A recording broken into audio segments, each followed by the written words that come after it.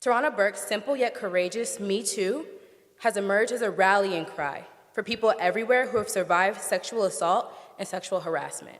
Please join me in welcoming Tarana Burke. We needed a movement. In order for us to make any significant changes, it had to be a movement because movements are made up of people and people foster change.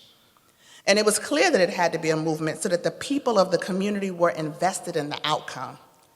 And it had to be a movement so folks could recognize that we were playing a long game and intended on being thoughtful and strategic, because that's what movements are.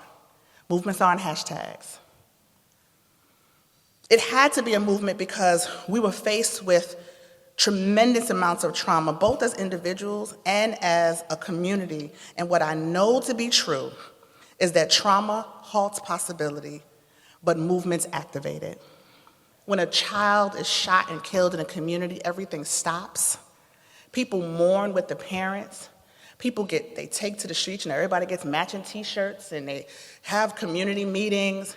And you hear people saying, we have to do something about the gun violence. This is unacceptable that we have children dying in the street from this gun violence in this community.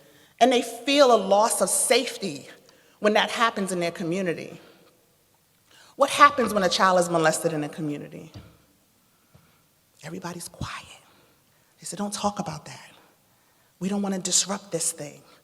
We don't want to interrupt this household. We don't acknowledge that as another kind of death.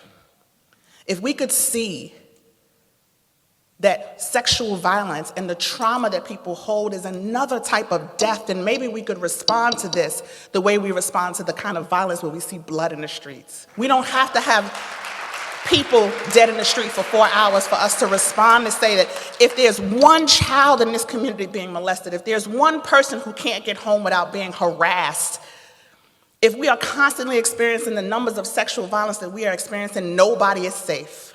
So I'm asking you to join me and join the millions and millions of people who had the courage to say Me Too. Because I want you to think about them when you are afraid of having hard conversations with people in your family or at your job. I want you to think about them when you go to the ballot box.